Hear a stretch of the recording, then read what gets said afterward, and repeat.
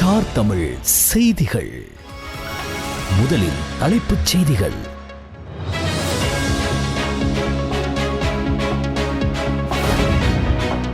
இலங்கையின் 9வது நிறைவேற்று அதிகாரம் கொண்ட ஜனாதிபதியாக அனுரகுமார திசாநாயக்க தேர்ந்தெடுக்கப்பட்டு 1 வருடம் பூர்த்தியாகியுள்ளது.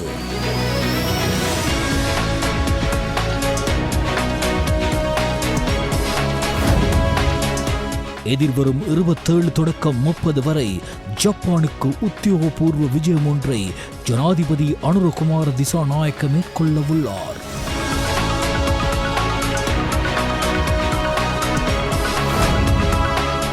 முன்னாள் ராஜாங்க அமைச்சர் சஷிந்திர ராஜபக்சவை எதிர்வரும் 30ஆம் தேதி வரை தொடர்ந்து விளக்கமறியலில் வைக்குமாறு கொழும்பு நீதவான் நீதிமன்றம் உத்தரவிட்டுள்ளது.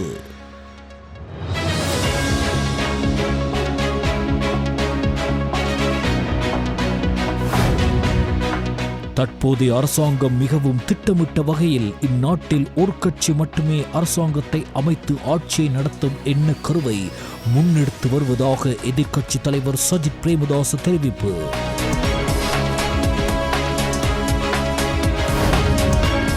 நாட்டில் தற்போது ஏற்பட்டுள்ள மருந்து தட்டுப்பாட்டுக்கு நிதி பிரச்சினை காரணமல்ல என சுகாதார அமைச்சர் வைத்தியர் நலிந்த ஜெயதிச தெரிவிப்பு.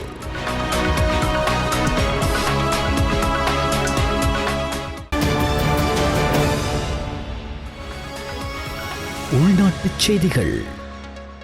இலங்கையின் 9வது நிறைவேற்று அதிகாரம் கொண்ட ஜனாதிபதியாக அனுரகுமார திசாநாயக்க தேர்ந்தெடுக்கப்பட்டு 1 வருடம் பூர்த்தியாகியுள்ளது. கடந்த செப்டம்பர் 21ஆம் தேதி இடம்பெற்ற ஜனாதிபதி தேர்தலில் ஜனாதிபதி அனுரகுமார திசாநாயக்க 5.634 மில்லியன் வாக்குகளை பெற்று வெற்றி பெற்றார். பின்னர் அனுரகுமார திசாநாயக்க கடந்த ஆண்டு செப்டம்பர் 23ஆம் தேதி ஜனாதிபதியாக பதவியேற்றார். இந்நிலையில் ஜனாதிபதி அனுரகுமார திசாநாயக்க பதவியேற்றதிலிருந்து நாட்டில் நேரடி வெளிநாட்டு முதலீடு $1 பில்லியன் அமெரிக்க கடந்துள்ளதாக தெரிவிக்கப்பட்டுள்ளது. இதன்படி கடந்த ஆண்டில் $1.048 பில்லியன் அமெரிக்க வெளிநாட்டு நேரடி முதலீட்டு பெறப்பட்டதாக இலங்கை முதலீட்டு சபை தெரிவித்துள்ளது. இந்த முதலீடுகளில் 65க்கும் அதிகமானவை முன்னணி உலகளாவிய முதலீட்டாளர்களால் செய்யப்பட்டவை என குறிப்பிடத்தக்கது. இதேவேளை 2025ஆம் ஆண்டின் முதல் 8 மாதங்களில் மாத்திரம் $780 மில்லியன் வெளிநாட்டு முதலீடுகள் இலங்கை ஈர்த்துள்ளதாகவும் இவ்வருடத்திற்கான $1 பில்லியன் இலக்கை அடைய முடியும் என நம்புவதாகவும் இலங்கை முதலீட்டு சபை தெரிவித்துள்ளது. ஜனாதிபதி அனுரகுமார திசாநாயக்க இன்று அமெரிக்காவுக்கு புறப்பட்டு சென்றார். ஐக்கிய நாடுகள் சபையின் 80வது பொதுச்சபை அமர்வில் கலந்து கொள்வதற்காக அவர் அமெரிக்கா நோக்கி புறப்பட்டதாக ஜனாதிபதி ஊடகப் பிரிவு தெரிவித்துள்ளது. அதே நேரம் எதிர்வரும் புதன்கிழமை அமெரிக்க நேரப்படி பிற்பகல் 3:15 மணிக்கு ஐக்கிய நாடுகள் சபையின் பொது சபையில் ஜனாதிபதி அனுரகுமார திசாநாயக்க உரையாற்ற உள்ளார். இந்த விஜயத்தின் போது ஜனாதிபதி ஐக்கிய நாடுகள் சபையின் செயலாளர் நாயக மற்றும் பல உலக தலைவர்களுடன் இருதரப்பு கலந்துரையாடல்களை நடத்த உள்ளதாக தெரிவிக்கப்படுகிறது. அத்துடன் அமெரிக்காவில் வசிக்கும் இலங்கையர்களையும் அவர் சந்தித்து கலந்துரையாடுவார் என எதிர்பார்க்கப்படுகிறது. ஜனாதிபதி அனுரகுமார திசாநாயக்கவுடன் வெளிவிவகார அமைச்சர் விஜித்த ஏரத்தும் உடன் பயணித்தமை குறிப்பிடத்தக்கது. ஜப்பான் அரசாங்கத்தின் அழைப்பின் பேரில் ஜனாதிபதி அனுரகுமார திசாநாயக்க செப்டம்பர் 27 முதல் 30 வரை ஜப்பானுக்கு உத்தியோகபூர்வ விஜயம் ஒன்றை மேற்கொள்ள உள்ளார். இவ்விஜயத்தின் போது ஜனாதிபதி அனுரகுமார திசாநாயக்க ஜப்பானின் மாட்சிமை மிகு பேரரசரை சந்தித்து பேச உள்ளதுடன் பரஸ்பர ஆர்வம் கொண்ட பல்வேறு பிரச்சினைகள் குறித்தும் ஜப்பானிய பிரதமருடன் உச்சிமாநாட்டு சந்திப்பொன்றையும் நிகழ்த்த உள்ளதாக வெளிநாட்டு அலுவல்கள் வெளிநாட்டு வேலைவாய்ப்பு மற்றும் சுற்றுலாத்துறை அமைச்சு தெரிவித்துள்ளது. இலங்கையில் அதிகரித்து வரும் பொருளாதார வாய்ப்புகள் குறித்து கவனம் செலுத்தும் வகையில் முக்கிய ஜப்பானிய வணிகங்கள் மற்றும் டோக்கியோவில் உள்ள முதலீட்டாளர்களின் உயர் மட்ட பிரதிநிதிகள் கலந்து கொள்ளும் வணிக மன்றத்தில் ஜனாதிபதி திசாநாயக்க உரையாற்ற உள்ளார். எக்ஸ்போ 2025 இலங்கை தினத்தின் வைபவத்திற்கான ஜப்பான் அரசாங்கத்தின் விருந்தினராக எக்ஸ்போ 2025 ஒசாகா நிகழ்விலும் ஜனாதிபதி அனுரகுமார திசாநாயக்க கலந்து கொள்ள உள்ளார். இந்நிகழ்வு சர்வதேச பார்வையாளர்களுக்கு இலங்கையின் கலாச்சார பாரம்பரிய மற்றும் பொருளாதார எளிமையை முன்னிலைப்படுத்துவதனை நோக்கமாக கொண்டுள்ளது. ஜப்பானில் வசிக்கும் இலங்கை சமூகத்தினரிடமும் ஜனாதிபதி உரையாற்ற உள்ளார். ஜனாதிபதி திசாநாயக்கவின் இவ்விஜயத்தில் வெளிநாட்டு அலுவல்கள் வெளிநாட்டு வேலைவாய்ப்பு மற்றும் சுற்றுலாத்துறை அமைச்சர் விஜித்த ஹேரத் மற்றும் விசேட அரசு அதிகாரிகளும் இணைந்து கொள்ள கொள்ள உள்ளனர். ஜப்பான் விஜயமானது இரு நாடுகளுக்கும் இடையிலான நீண்டகால நட்பு மற்றும் ஒத்துழைப்பு பிணைப்புகளை மேலும் பலப்படுத்துவதுடன் மென்மேலும் விரிவுபடுத்தும் என எதிர்பார்க்கப்படுவதாக வெளிநாட்டு அலுவல்கள், வெளிநாட்டு வேலைவாய்ப்பு மற்றும் சுற்றுலாத்துறை அமைச்சு குறிப்பிட்டுள்ளது. இதேவேளை ஜனாதிபதி அனுரகுமார திசாநாயக்க இன்று அமெரிக்காவிற்கு விஜயம் செய்யவுள்ளார். இந்த விஜயத்தின் போது ஜனாதிபதி ஐக்கிய நாடுகள் சபையின் 80வது பொதுச்சபை அமர்வில் கலந்து கொள்ள உள்ளமை குறிப்பிடத்தக்கது. லஞ்ச ஒழிப்பு ஆணைக்குழுவால் ஊழல் சந்தேகத்தின் பேரில் கைது செய்யப்பட்டு தற்போது விளக்கமறியலில் வைக்கப்பட்டுள்ள முன்னாள் ராஜாங்க அமைச்சர் ஷஷீந்திர ராஜபக்ஷவை எதிர்வரும் 30ஆம் தேதி வரை தொடர்ந்து விளக்கமறியலில் வைக்குமாறு கொழும்பு நீதவான் நீதிமன்றம் உத்தரவிட்டுள்ளது. கொழும்பு பிரதான நீதவான் அசங்க எஸ் போதரகம இன்று அவரது பிணை மனுவை நிராகரித்து இந்த உத்தரவை பிறப்பித்தார். 2022ஆம் ஆண்டு மே மாதம் 9ஆம் தேதி நடத்தப்பட்ட போராட்டத்தின் போது ஷஷீந்திர ராஜபக்ஷவுக்கு சொந்தமானதாக கூற இலங்கை மகாபலி அதிகார சபைக்கு சொந்தமான கிரி பண்விவ செவனகளவில் உள்ள காணியொன்றில் அனுமதியின்றி கட்டப்பட்ட கட்டிடம் உள்ளிட்ட சொத்துக்கள் சேதமடைந்தன. அந்த சொத்துக்கான இழப்பீடு நிராகரிக்கப்பட்டிருந்த நிலையில் அதனை மீறி இழப்பீடுக்கான அலுவலகத்தின் சில அதிகாரிகளுக்கு தனது அதிகாரத்தை பயன்படுத்தி அழுத்தம் கொடுத்து இழப்பீட்டை செலுத்துமாறு பலவந்தப்படுத்தியுள்ளதாக அவர் மீது குற்றம் சாட்டப்பட்டுள்ளது. இதன்போது 88,50,000 ரூபாவை இழப்பீடாக பெற்றதனூடாக ஊழல் என்ற குற்றத்தை செய்தமை மற்றும் மகாபலி அதிகார சபைக்கு சொந்தமான சொத்துக்களை முறைகேடாக பயன்படுத்தியமையினூடாக பொது சொத்து சட்டத்தின் கீழ் குற்றம் செய்துள்ளதாக சந்தேகத்தின் பேரில் இந்த கைது இடம்பெற்றது. தற்போதைய அரசாங்கம் மிகவும் திட்டமிட்ட வகையில் இந்நாட்டில் ஒரு கட்சி மட்டுமே அரசாங்கத்தை அமைத்து ஆட்சியை நடத்தும் எண்ணக்கருவை முன்னெடுத்து வருகிறது. மரண உதவிச் சங்கம், விவசாயிகள் சங்கம், மீனவர் சங்கம், இளைஞர் சங்கம் முதல் மத ஸ்தலங்களின் பரிபாலன சபை வரை அனைத்தையும் அவர்கள் தங்கள் கட்டுப்பாட்டில் எடுக்க முயற்சித்து வருகின்றனர். சகல சமூக அமைப்புகளினதும் அதிகாரத்தை, கட்டுப்பாட்டை வலுக்கட்டாயமாக கைப்பற்ற முயற்சித்து வருகின்றனர். தற்போது சுயாதீன சிவில் பாதுகாப்பு குழுவிற்கும் கூட அரசியல் நியமனங்கள் வழங்கப்பட்டுள்ளன என்று எதிர்க்கட்சித் தலைவர் சஜித் பிரேமதாச தெரிவித்தார். அனுராதபுரம் மாவட்டத்தில் இம்முறை உள்ளூராட்சி மன்றங்களுக்கு புதிதாக தெரிவு செய்யப்பட்ட உறுப்பினர்களுடன் நேற்று இடம்பெற்ற சந்திப்பில் கலந்து கொண்டு உரையாற்றும் போதே எதிர்க்கட்சித் தலைவர் சஜித் பிரேமதாச இவ்வாறு தெரிவித்தார். மக்களின் பாதுகாப்பிற்காக சிவில் பாதுகாப்பு குழுக்கள் நிறுவப்பட்டன. சகல கட்சிகளினதும் உறுப்பினர்களும் ஒன்றாக இணைந்து இதில் வேலை செய்தனர். இன்று சிவில் பாதுகாப்பு குழுவிற்கான நியமன பட்டியல்களை ஜேவிபி எம்பிக்களை நியமிக்கின்றனர். கிராமத்தில் நல்லதொரு அமைப்பு இருந்தால் இதுபோன்று நியாயமற்ற நியமனங்களை தடுக்க முடியும். ஒவ்வொரு கட்சிக்கும் நியாயமான பிரதிநிதித்துவம் வழங்கப்பட வேண்டும் என்று கூறப்பட்ட இடத்தில் அரசாங்கத்தின் சூட்சும முயற்சிகள் தோல்வியடைந்துள்ளன என்றும் எதிர்க்கட்சித் தலைவர் தெரிவித்தார். நாட்டில் தற்போது ஏற்பட்டுள்ள மருந்து தட்டுப்பாட்டுக்கு நிதி பிரச்சினை காரணமல்ல என சுகாதார அமைச்சர் வைத்தியர் நலிந்த ஜெயதிச தெரிவித்துள்ளார். அம்பாறை பகுதியில் இடம்பெற்ற விழா ஒன்றில் பங்கேற்ற அமைச்சர் இந்த விடயத்தை கூறியுள்ளார். கொள்முதலில் ஏற்பட்ட சிக்கல்கள் காரணமாகவே இந்த நிலைமை ஏற்பட்டுள்ளதாக அவர் தெரிவித்தார். மருந்துகளை இறக்குமதி செய்வதற்கான கொள்முதல் செயல்முறைகள் ஏற்கனவே ஆரம்பிக்கப்பட்டுள்ளதாகவும் அதன்படி தட்டுப்பாடு ஏற்பட்டுள்ள மருந்துகள் எதிர்வரும் நவம்பர் மாதத்திற்கு பின்னர் வரவுள்ளதாகவும் அமைச்சர் கூறினார். அமைச்சர் நலிந்த ஜெயதிச மேலும் கருத்து தெரிவிக்கையில், சில மருந்துகள் தனியார் சந்தையில் கிடைக்காது, திறந்த வெளியில் கிடைக்காது, சந்தையிலும் கிடைக்காது, மருந்தகங்களில் கிடைக்காது. இதுபோன்ற பல சிக்கல்கள் உள்ளன. மருந்து பதிவின் போது வரம்பற்ற விலைகளை சமர்ப்பிப்பதன் மூலம் பதிவை நாங்கள் அனுமதிப்பதில்லை. தெற்காசிய நாடுகளில் தற்போதைய சந்தை நிலைமையை கருத்தில் கொண்டு ஒரு குறிப்பிட்ட விலை வரம்பு நிர்ணயிக்கப்பட்டுள்ளது. அதை விரும்பாதவர்கள் மருந்துகளை விநியோகிக்க மாட்டார்கள். டெண்டர் செய்யும் பொறுப்பை அரச மருந்தாக்கல் கூட்டுத்தாபனத்திடம் வழங்கியுள்ளோம். சுமார் 80 தொடக்கம் 85% பணி அதில் நிறைவு பெற்றுள்ளது. நாம் ஏற்கனவே கொள்வனவு செய்த மருந்துகள் எதிர்வரும் நவம்பர் மாதத்திற்கு பின்னர் வரவுள்ளதாகவும் அமைச்சர் நலிந்த ஜெயதிச தெரிவித்துள்ளார். தற்போதைய அரசாங்கம் மாகாண சபை முறைமைக்கு எதிராக கடந்த காலங்களில் செயற்பட்டவர்கள். எனவே அவர்கள் மாகாண சபை தேர்தலை நடத்துவார்கள் என்பதில் எமக்கு நம்பிக்கை இல்லை என தெரிவித்துள்ள வடக்கு மாகாண சபையின் முன்னாள் உறுப்பினர்கள், இந்தியாவை மீறி மாகாண முறைமையை எவராலும் இல்லாது செய்துவிட முடியாது எனவும் தமிழ் மக்களின் இருப்பை உறுதி செய்யும் மாகாண சபை முறைமையை நடைமுறைப்படுத்த தேர்தலை விரைவாக நடத்த அரசு நடவடிக்கை எடுக்க வேண்டும் என்று வலியுறுத்தியுள்ளனர். நேற்று ஞாயிற்றுக்கிழமை யாழ்ப்பாணத்தில் உள்ள தனியார் விடுதியில் வடமாகாண சபையின் கடந்த கால அனுபவங்கள் மற்றும் மாகாண சபைக்கான தேர்தலை வலியுறுத்தும் கலந்துரையாடல் ஒன்று நடைபெற்றது.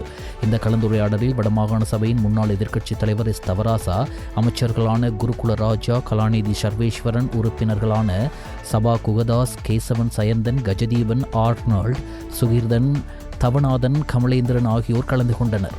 இந்த கலந்துரையாடலின் பின்னர் நடைபெற்ற ஊடகவியலாளர் சந்திப்பின் போதே அவர்கள் இவ்வாறு தெரிவித்தனர்.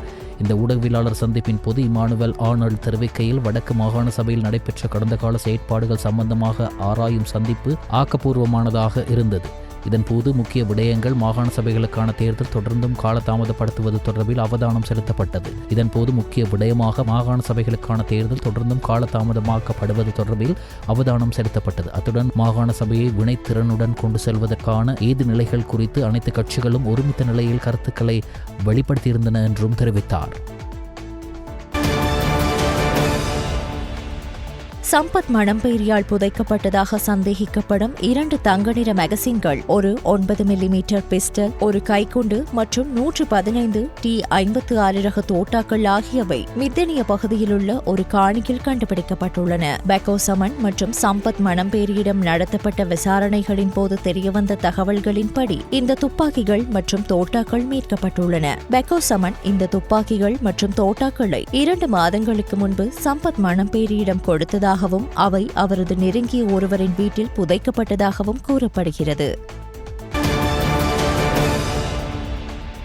ஜெயிண்ட் ஸ்னீக்கெட் எனும் ஆக்கிரமிப்பு வெளிநாட்டு மீன் இனத்தை கட்டுப்படுத்தும் நோக்கில் ஒரு பாதுகாப்பு நடவடிக்கையாக ஏற்பாடு செய்யப்பட்ட தெதுர்ஓயா மீன்பிடி போட்டி 2025 சனிக்கிழமை தெதுர்ஓயா நீர்த்தேக்கத்தில் மிகவும் வெற்றிகரமாக நிறைவு பெற்றது. கடற்றொழில் அமைச்சின் முழுமையான வழிகாட்டலின் கீழ் வடமாகாண சபையின் பங்களிப்புடன் ஆங்கிலிங் பிரஜாவ ஸ்போர்ட்ஸ் ஃபிஷிங் கிளப், தேசிய நீர்வாழ் உயிரின வளர்ப்பு அபிவிருத்தி அதிகார சபை, கிளீன் ஸ்ரீலங்கா நிறுவனம் மற்றும் பிராந்திய மீனவர் சங்கங்கள் இணைந்து ஏற்பாடு செய்த இந்த முக்கியத்துவம் வாய்ந்த நிகழ்வில் நாட்டின் பல பாகங்களிலும் இருந்து 1000க்கும் மேற்பட்ட தூண்டிலாளர்கள் கலந்து கொண்டனர். தென்னிந்தியாவைச் சேர்ந்த 2 வீரர்கள் கலந்து கொண்டது இந்நிகழ்வின் சிறப்பம்சமாகும். இந்நிகழ்வில் கலந்து கொண்டு உரையாற்றிய கடற்றொழில், நீரியல் மற்றும் கடல் வளங்கள் அமைச்சின் செயலாளர் கலாநிதி PK கோலித்து கமல் ஜனதாச அவர்கள் இந்த பிரதான நோக்கத்தை தெளிவுபடுத்தினார். அலங்கார மீன்களாக நாட்டிற்குள் கொண்டுவரப்பட்டு பின்னர் அவற்றின் உரிமையாளர்களால் இயற்கை நீர்நிலைகளில் விடப்படும் ஆக்கிரமிப்பு மீன் இனங்களால் ஏற்படும் சுற்றாடல் பாதிப்பு குறித்து சமூகத்தில் ஒரு விழிப்புணர்வை ஏற்படுத்துவதே எமது பிரதான நோக்கமாகும். எமது சுற்றாடலில் இயற்கையான எதிரிகள் இல்லாத காரணத்தால் இந்த மீன்கள் வேகமாக பெருகி எமது சுதேச மீன்வளத்தை அழித்து மீனவ சமூகத்தின் வாழ்வாதாரத்திற்கு பெரும் பாதிப்பை ஏற்படுத்துகின்றன என வலியுறுத்தினார்.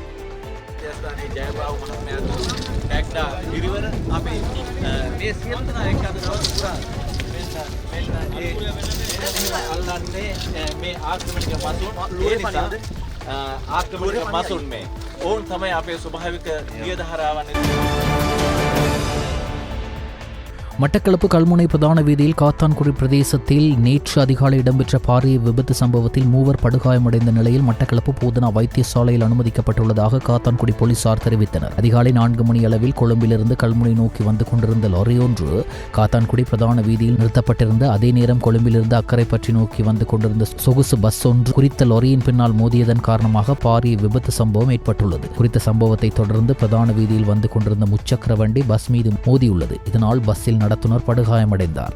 அதே நேரம் பஸ்ஸின் சாரதி, முச்சக்கர வண்டியின் சாரதி ஆகியோர் காயமடைந்த நிலையில் மட்டக்களப்பு போதனா வைத்தியசாலையில் அனுமதிக்கப்பட்டுள்ளனர். பஸ்ஸின் அதிவேகமே விபத்துக்கு காரணம் என தெரிவிக்கப்படுகின்றது. காத்தான்குடி போலீசார் மேலதிக விசாரணைகளை மேற்கொண்டுள்ளனர் மற்றும் சொகுசு பஸ், ஆட்டோ என்பன பெரிதும் சேதமடைந்துள்ளமை குறிப்பிடத்தக்கது. சற்று சிந்தியுங்கள். தூக்க கலக்கத்துடன் வாகனம் செலுத்துவதை நினைத்து கூட பார்க்காதீர்கள். உங்களுக்கு கட்டுப்படுத்தக்கூடிய வேகத்தில் வாகனத்தை செலுத்துங்கள். அது காலநிலை, அப்போதைய சூழ்நிலைக்கு ஏற்றவாறு தீர்மானிக்கப்படலாம். தொடர்ந்து 4 மணித்தியாலயங்கள் வாகனம் செலுத்துவதை தவிர்த்து கொள்ளுங்கள்.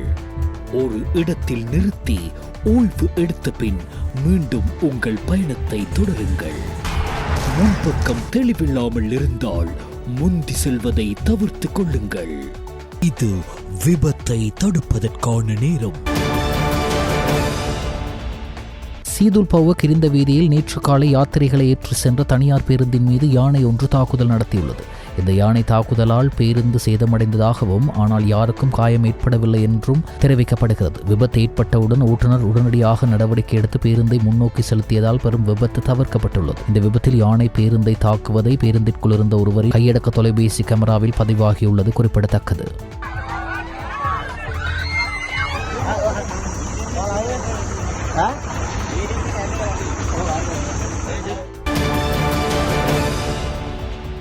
பாதுகாப்பு படையினரின் சீருடையில் மாறுவேடமிட்டு சட்டவிரோத செயல்களை செய்ய குற்றவாளிகள் அல்லது தீவிரவாதிகள் குழுக்கள் மேற்கொள்ளும் முயற்சிகளை தடுக்க முக்கிய பிரமுகர்கள் நிகழ்வுகளுக்கு நியமிக்கப்பட்ட பணியாளர்களை துல்லியமாக அடையாளம் காண நடவடிக்கை எடுக்குமாறு பொலிஸ் மா அதிபர் பிரியந்த வீரசூரிய தனது அதிகாரிகளுக்கு அறிவுறுத்தியுள்ளார். பாதுகாப்பு படையினரின் சீருடையில் மாறுவேடமிட்டு சட்டவிரோத குற்றச்செயல்களை செய்ய குற்றவாளிகள் அல்லது தீவிரவாதி குழுக்கள் மேற்கொள்ளும் முயற்சிகளை தடுக்க முக்கிய பிரமுகர்கள் நிகழ்வுகளுக்கு நியமிக்கப்பட்ட பணியாளர்களை துல்லியமாக அடையாளம் காண நடவடிக்கை எடுக்குமாறு பொலிஸ் மா அதிபர் பிரியந்த வீரசூரிய தனது அதிகாரிகளுக்கு அறிவுறுத்தியுள்ளார். இந்த வாரம் சிரேஷ்ட போலீஸ் அதிகாரிகளுக்கு பொலிஸ் மா அதிபரால் அனுப்பப்பட்ட உள்ளக அறிக்கையில் விஐபி பாதுகாப்புக்கு தற்போதுள்ள அச்சுறுத்தல்களை கருத்தில் கொண்டு முப்படைகள், போலீசார் அல்லது பிற பாதுகாப்பு பிரிவுகளின் சீருடை அணிந்த ஒரு குற்றவாளி அல்லது வன்முறை தீவிரவாதி விஐபிக்கள் கலந்து கொள்ளும் நிகழ்வுகளில் ஊடுருவி ஒரு குற்றம் அல்லது உயிருக்கு அச்சுறுத்தல் ஏற்படக்கூடிய செயலை செய்ய வாய்ப்புள்ளதென்று பொலிஸ் மா அதிபர் குறிப்பிட்டுள்ளார்.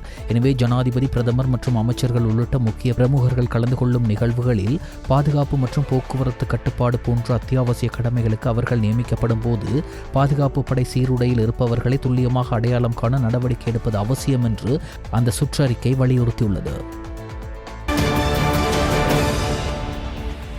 நேற்று நள்ளிரவு முதல் கொள்முதல் மற்றும் டெண்டர் செயல்முறைகளில் விலகி தொழிற்சங்க நடவடிக்கையில் ஈடுபடப் போவதாக இலங்கை மின்சார சபை தொழிற்சங்கங்கள் அறிவித்துள்ளன. இலங்கை மின்சார சபையின் மறுசீரமைப்பு செயற்பாட்டில் முறைசாரா முன்மொழிவுகளுக்கு எதிர்ப்பு தெரிவித்து அதன் ஊழியர்கள் கடந்த 17 நாட்களாக சட்டப்படி வேலை செய்யும் போராட்டத்தை முன்னெடுத்து வருகின்றனர்.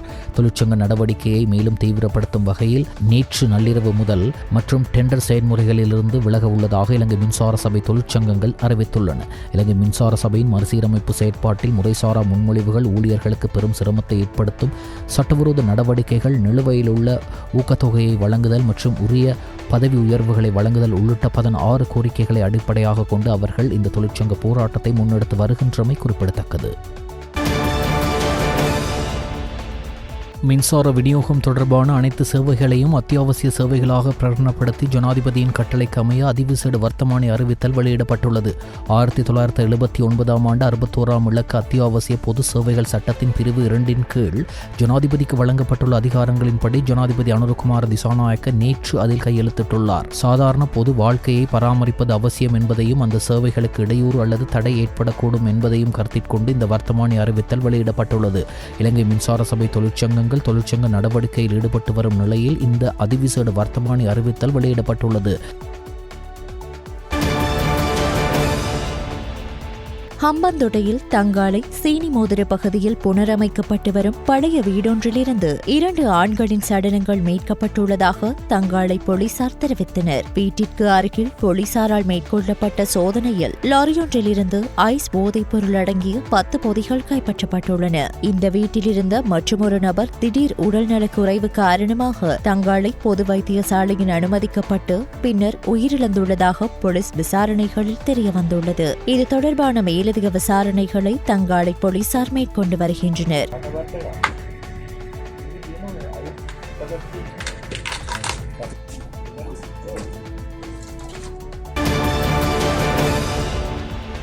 கரந்தெனிய பிரதேச சபை தவிசாளர் மாஹில் முனசிங்கவுக்கு திடீரென ஏற்பட்ட உடல்நலக் குறைவினால் காலமானார். நேற்று காலை உடற்பயிற்சி செய்து கொண்டிருந்த போது அவர் சுகவீனமடைந்த நிலையில் கரந்தெனிய பொரலந்த வைத்தியசாலையில் அனுமதிக்கப்பட்டார். 47 வயதான அவருக்கு மாரடைப்பு ஏற்பட்டிருக்கலாம் என சந்தேகிக்கப்படுகிறது. எல்பிடி ஆதார வைத்தியசாலையில் பிரேத பரிசோதனை நடத்த திட்டமிடப்பட்டுள்ளது.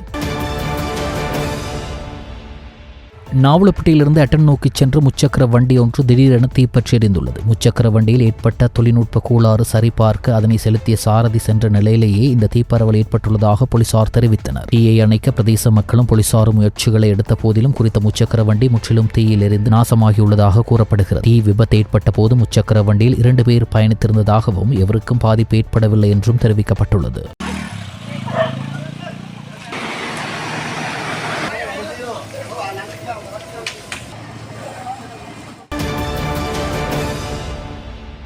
முன்னாள் ஜனாதிபதி மஹிந்த ராஜபக்ஷவின் மகன் யோஷித் ராஜபக்ஷ மற்றும் அவரது பாட்டி டெய்சி ஃபாரஸ்ட் ஆகியோருக்கு எதிராக சுமார் 73 மில்லியன் ரூபாய் மதிப்புள்ள சொத்துக்களை சட்டவிரோதமாக ஈட்டியதாக கூறப்படும் வழக்கு எதிர்வரும் அக்டோபர் 15ஆம் திகதிக்கு கொழும்பு மேல் நீதிமன்றத்தால் ஒத்திவைக்கப்பட்டுள்ளது. வழக்கு குறித்த விசாரணைக்கு யோஷித மற்றும் அவரது பாட்டி இருவரும் நீதிமன்றத்தில் ஆஜரானார்கள். பின்னர் வழக்கு விசாரணையை அக்டோபர் 15ஆம் திகதிக்கு நீதிமன்றம் ஒத்திவைத்துள்ளது. யோஷித் ராஜபக்ஷ மற்றும் டெய்சி ஃபாரஸ்ட் ஆகியோருக்கு எதிராக சட்டமா அதிபரால் பண மோசடி தடுப்பு சட்டத்தின் கீழ் வழக்கு தொடரப்பட்டது. நுவரெலிய உடப்புசல்லாவ பிரதான வீதியில் லொரியுடன் மோட்டார் சைக்கிள் நேருக்கு நேர் மோதுண்டதில் மோட்டார் சைக்கிளில் பயணித்த இளைஞர் பலியாகியுள்ளதாக நுவரெலிய போலீசார் தெரிவித்தனர். நேற்று இரவு ஞாயிற்றுக்கிழமை 9:30 மணியளவில் நுவரெலிய உடப்புசல்லாவ ஆவா எலிய பகுதியில் பயணித்த மோட்டார் சைக்கிளுடன் அதற்கு எதிர் திசையில் பயணித்த லொரி நேருக்கு நேர் மோதி விபத்துக்குள்ளாகியுள்ளது. குறித்த விபத்தானது நுவரெலிய ஆவா எலிய பகுதியில் இடம்பெற்றுள்ளதுடன் இவ்விபத்தில் மோட்டார் சைக்கிளில் பயணித்த 20 வயதுடைய இளைஞர் பரிதாபமாக உயிரிழந்துள்ளார். மேலும் குறித்த இளைஞனின் சடலம் பிரேத பரிசோதனைக்காக நுவரெலிய வைத்தியசாலையில் வைக்கப்பட்டுள்ளதுடன் இது தொடர்பான மேலதிக விசாரணைகளை நுவரெலிய போலீசார் மேற்கொண்டு வருகின்றனர். இதேவேளை குறித்த லாரியின் சாரதி கைது செய்யப்பட்டுள்ளார் என்பதும் குறிப்பிடத்தக்கது.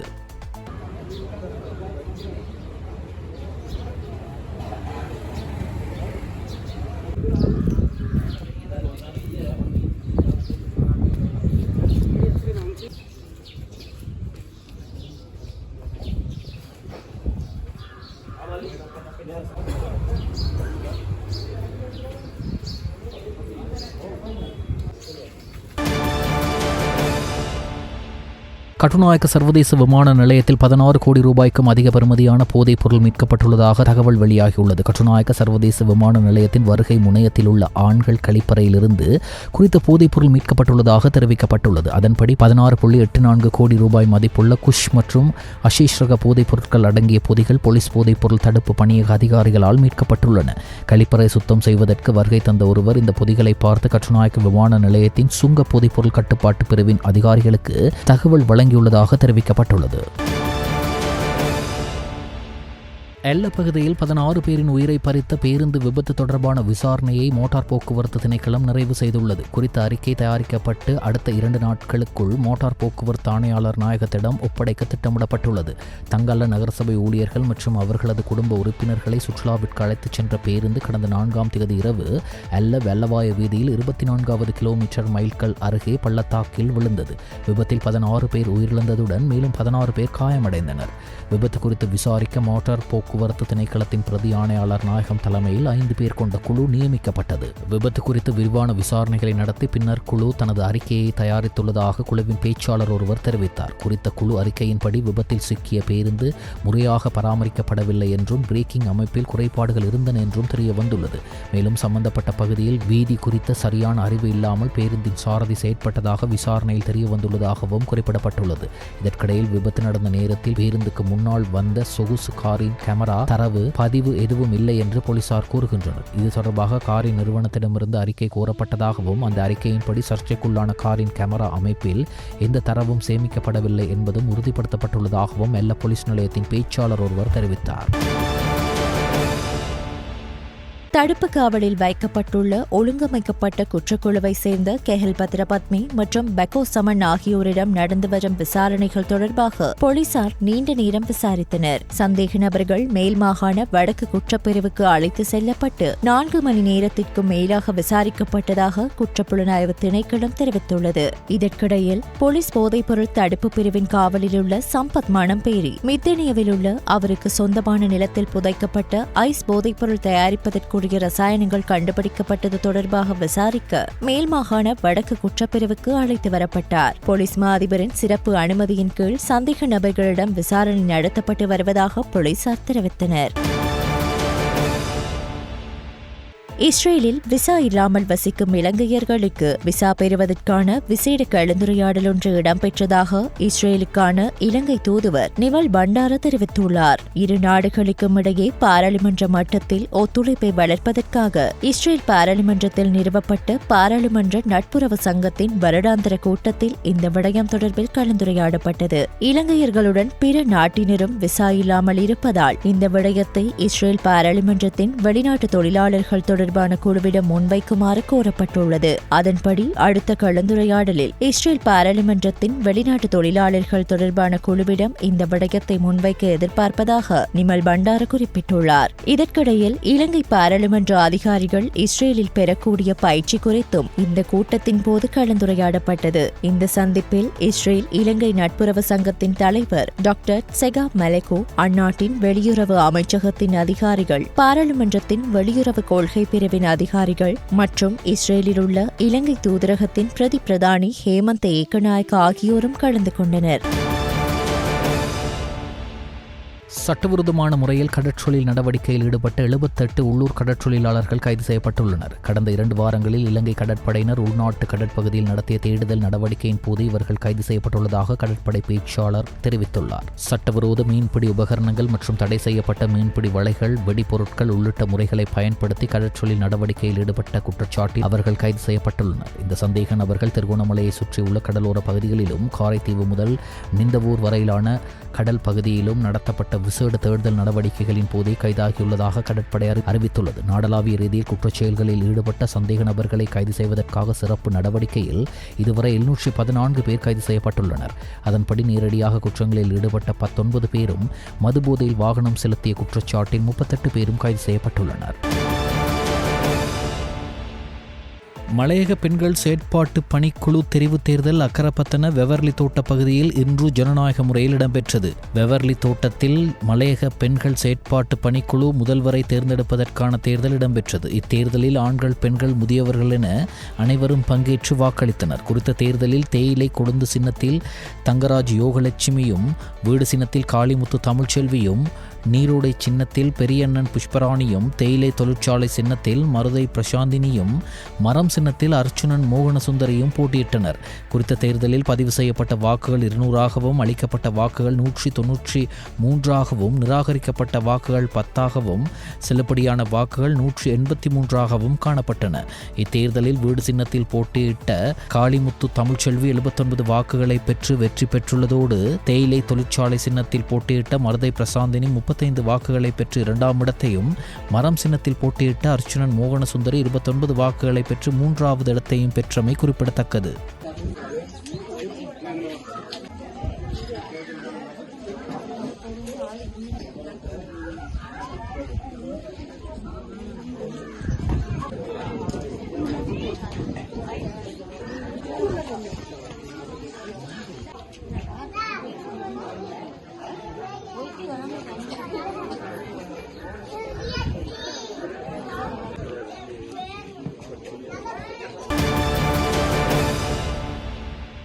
நாட்டின் மேற்கு பகுதிகளில் தற்போது காணப்படும் மழை மற்றும் காற்றுடன் கூடிய நிலைமைகள் தொடரும் என எதிர்பார்க்கப்படுவதாக வளிமண்டலவியல் திணைக்களம் எதிர்வு கூறியுள்ளது.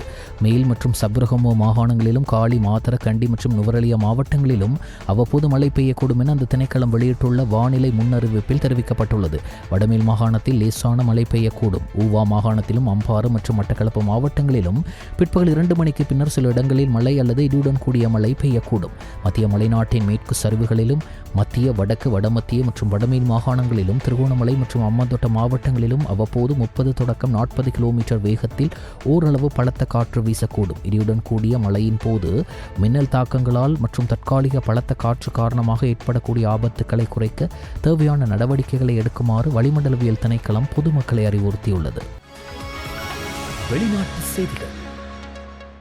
பாலஸ்தீனத்தை தனிநாடாக அங்கீகரிப்பதாக பிரிட்டன், ஆஸ்திரேலியா, கனடா அரசுகள் தெரிவித்துள்ளன. இதுகுறித்து ஆஸ்திரேலிய பிரதமர் ஆண்டனி அல்பனீஸ் வெளியிட்டுள்ள அறிக்கையில், ஞாயிற்றுக்கிழமை முதல் சுதந்திர நாடாக பலஸ்தீனம் என்பதை ஆஸ்திரேலியா அங்கீகரிக்கிறது என்று குறிப்பிட்டுள்ளார். இதே கருத்தை கனடாவின் பிரதமரும் வெளிப்படுத்தி பலஸ்தீன மக்களுக்கான தங்களது ஒருமித்த ஆதரவை மீண்டும் ஒருமுறை உரைத்துள்ளார். இதேவேளை பலஸ்தீன அரசை இங்கிலாந்து அங்கீகரித்துள்ளது என இங்கிலாந்து பிரதமர் கெய்ர் ஸ்டார்மர் அறிவித்துள்ளார். இன்று பலஸ்தீனியர்களுக்கும் இஸ்ரேலியர்களுக்கும் அமைதிக்கான நம்பிக்கையையும் இரு நாடு தீர்வுக்கான நம்பிக்கையையும் புதுப்பிக்க பிரித்தானியா பலஸ்தீன அரசை முறையாக அங்கீகரிக்கிறது என்று அவர் கூறுகிறார். அதற்கமைய பலஸ்தீன அரசை அங்கீகரித்த முதல் G7 நாடாக கனடாவும், 2வது நாடாக பிரித்தானியாவும் மாறியுள்ளன. இதேவேளை எதிர்கால பலஸ்தீன அரசாங்கத்தில் ஹமாஸ் அமைப்புக்கு எந்த பங்கும் இருக்கக்கூடாது என்பதை இந்த நாடுகள் வலியுறுத்தியுள்ளன. காசாவின் மிகப்பெரிய நகரான காசா சிட்டியில் இஸ்ரேல் ராணுவம் மிக தீவிரமாக தாக்குதல் மற்றும் கையகப்படுத்தும் நடவடிக்கைகளில் ஈடுபட்டுள்ளது. எனவே அங்கிருந்த மக்கள் அனைவரும் உடனடியாக வெளியேற வேண்டும் என்று இஸ்ரேல் ராணுவம் எச்சரித்துள்ளது. இந்நிலையில் காசாவில் அமைதி நிலைநாட்டப்படுவதை உறுதி செய்ய முக்கிய நகர்வாக பாலஸ்தீனம் சர்வதேச சமூகத்தால் தனி நாடாக அங்கீகரிக்கப்படுவதன் மூலம் இஸ்ரேலுக்கு நெருக்கடி அளித்து காசா போரில் விரைவில் தீர்வு எட்ட வழிவகுக்கும் என்று எதிர்பார்க்கப்படுகிறது.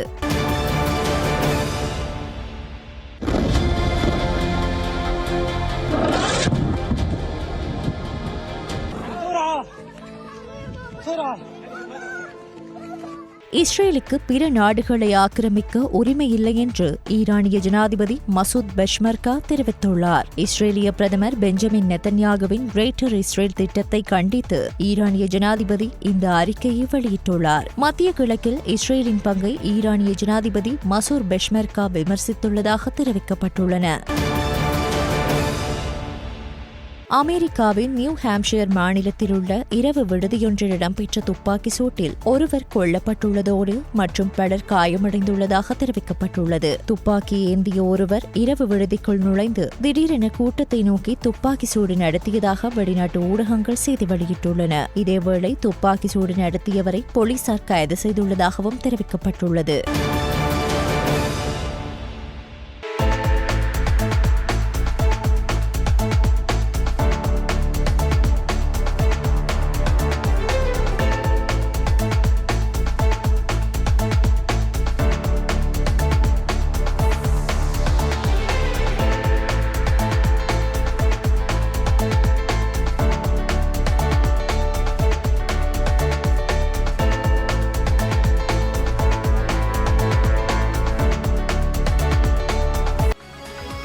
விளையாட்டு செய்திகள். ஆசிய கிண்ண சூப்பர் 4 சுற்றில் பாகிஸ்தானுக்கு எதிரான போட்டியில் இந்திய அணி 6 விக்கெட்டுகளால் வெற்றி பெற்றுள்ளது. துபாயில் இடம்பெற்ற இந்த போட்டியில் நாணய சுழற்சியில் வெற்றி பெற்ற இந்திய அணி முதலில் களத்தடுப்பில் ஈடுபட தீர்மானித்தது. இதன்படி முதலில் துடுப்படுத்தாடிய பாகிஸ்தான் அணி நிர்ணயிக்கப்பட்ட 20 ஓவர்கள் நிறைவில் 5 விக்கெட்டுகளை இழந்து 171 ஓட்டங்களை பெற்றது. துடுப்பாட்டத்தில் அந்த அணி சார்பில் ஷஹீப் ஜதா ஃபர்ஹான் அதிகபட்சமாக 58 ஓட்டங்களை பெற்றுக் கொடுத்தார். பந்துவீச்சில் இந்திய அணி சார்பில் சிவம் ஜுபே 2 விக்கெட்டுகளை வீழ்த்தினர். பின்னர் 172 ஓட்டங்கள் என்ற வெற்றி இலக்கை நோக்கி பதிலுக்கு துடுப்படுத்தாடிய இந்திய அணி 18.5 ஓவர்கள் நிறைவில் 4 விக்கெட்டுகளை மாத்திரமே இழந்து வெற்றி இலக்கை அடைந்தது. துடுப்பாட்டத்தில் அந்த அணி சார்பில் அபிஷேக் சர்மா அதிகபட்சமாக 74 ஓட்டங்களையும், சுப்மன் கில் 47 ஓட்டங்களையும், திலக் வர்மா ஆட்டமிழக்காமல் 30 ஓட்டங்களையும் பெற்றுக் கொடுத்தனர். பந்துவீச்சில் பாகிஸ்தான் அணி சார்பில் ஹாரிஸ் ரவுஃப் 2 விக்கெட்டுகளை வீழ்த்தினார்.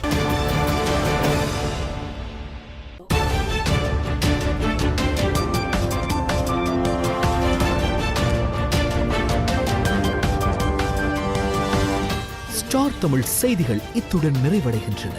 மீண்டும் எமது செய்திகள் நாளை இரவு 7 மணிக்கு ஒளிபரப்பாகும்.